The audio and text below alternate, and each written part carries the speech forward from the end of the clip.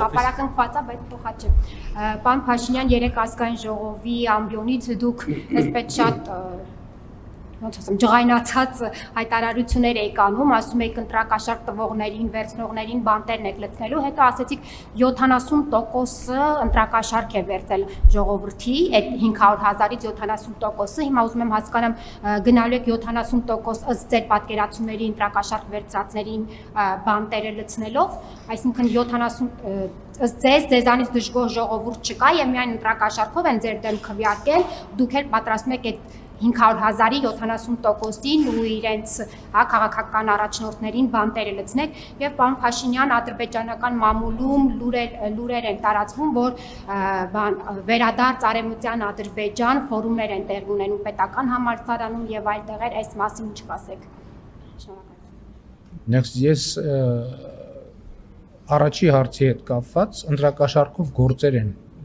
քրեական գործեր են նախատեսված, հարուցված եւ ես էլի ինձ համար շատ վրդովեցուցիչ փաստ է, որ օրինակ 21 թվականից հետո ընտրակաշարքով հարուցված գործերով մեղադրյալներից ոչ մեկը այս պայդրությամբ բանտում չի, իսկ բանտել չեն էլ նստել։ Ես ասում եմ, որ բոլորը պետքա մինչև հաջորդ ընտրությունների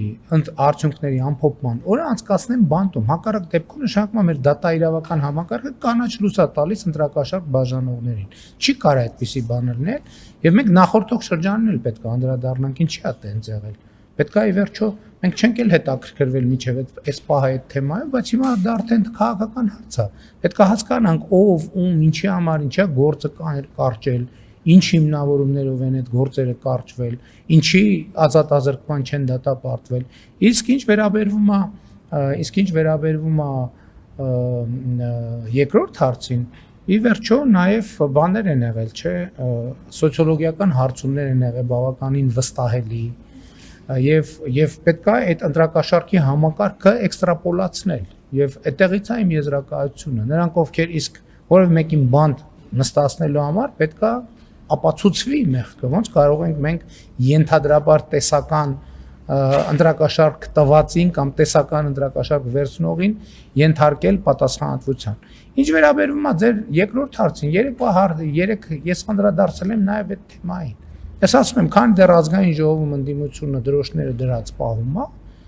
այդ բերելու այդպիսի արձագանքները եւ դա կապ չունի իրական կյանքի հետ։ Եվ ամեն ինչը պետք է նայել այս տրամաբանությամբ, երեք ամբիոնից ես շատ հստակ ասել եմ։ Շնորհակալություն։ Մի բան որն էր հիմնական հարցը։ Չէ, իհարկե դժգոհ են, իհարկե դժգոհ են, բայց ասում եմ, որ 70%-ը քվեարկել է ընտրակաշարքով։ Կարող է դժգոհը քվեարկել է նաև ընտրակաշարքով։ Ինչ։ Հա։ Շնորհակալություն ձեր հարցի համար։ Ինչ կարծիք ավելի լավ չհասկացա։ Հաջորդ հարցին ես ասացի։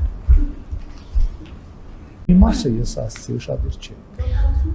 Պարոն Փաշինյան, Այո, 70%։ 70%-ը նրանք չեն, որ համ դժգոհ են, համ ընտրակաշարքին վերցնում։ 70%-ը նրանք են, ովքեր ընտրակաշարքով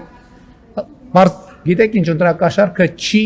հանցակազմը չի դնում այդ բանը բացատրությունը գոհ ես թե դժգոհ ես։ Ընտրակաշարքով ես քվեարկի ընտրակաշարքով, ուզում ես գոհ եղի, ուզում ես դժգոհ եղի, ուզում ես երջանիկ եղի, ուզում ես դժբախտ եղի, ընտրակաշարքով քվեարկողը։ Գոհա թե դժգոհա։ Եկեք դիալոգի չենք վերածում, հարգելի լրագրողներ։ Սա միֆինգ է, եթե հարցազրույցի զանգվածությունը գրավորվի։ Այդում ձայներն, որ ասում են իշխանությունը ձայներ է կեղծել, այդում ձայներն են կեղծել, ասում եմ, այդ մարդիկ թող հրապարակային ասեն, կեղծել ենք մեր ձայները։ Մի հոգի հացադուլ էր անում, են էլ երեք դադարեցրեց։